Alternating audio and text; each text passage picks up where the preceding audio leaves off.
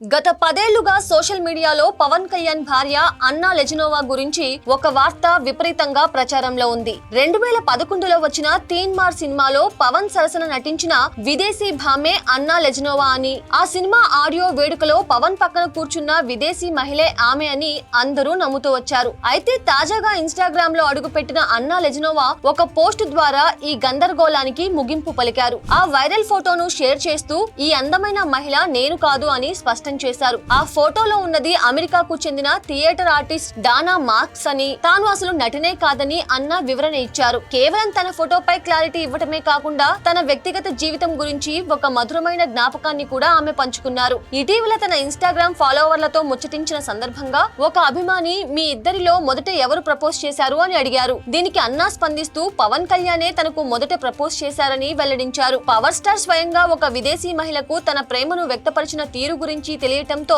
అభిమానులు ఈ వార్తను సోషల్ మీడియాలో ట్రెండ్ చేస్తున్నారు. మరో ఆసక్తికరమైన విషయం ఏమిటంటే అన్నా లెజినోవా కేవలం రష్యన్ భాషలోనే కాకుండా తెలుగులో కూడా అనర్గళంగా మాట్లాడగలరు. ఆమె తెలుగు నేర్చుకోవటమే కాకుండా మన సంప్రదాయాలను, పద్ధతులను కూడా గౌరవిస్తూ వాటిని తూచా తప్పకుండా పాటిస్తూ ఉంటారు. ముఖ్యంగా ఆమెకు తెలుగులో బొమ్మరిల్లు సినిమా అంటే చాలా ఇష్టమని, ఆ సినిమాను ఆమె ఎంతో ఇష్టంగా చూస్తారని కూడా సమాచారం. నిజానికి పవన్ కళ్యాణ్, అన్నా లెజినోవాల పరిచయం తీన్ మార్ సినిమా షూటింగ్ సమయంలోనే మొదలైన మాట వాస్తవం. అయితే ఆమె అందులో నటిగా కాకుండా ప్రొడక్షన్ విభాగంలో పనిచేశారు. ఇద్దరు విదేశీయులు కావటంతో ప్రేక్షకులు డానా మార్క్స్ ను చూసి అన్నా అని పొరబడ్డారు. ఆ పరిచయం కాస్త ప్రేమగా మారి 2013లో వీరు వివాహం చేసుకున్నారు. అన్నా స్వయంగా రంగంలోకి దిగి వివరణ ఇవ్వడంతో పవన్ భార్య ఒక నటి అనే పాత అపోహకు ఎట్టకేలకు తెరపడింది.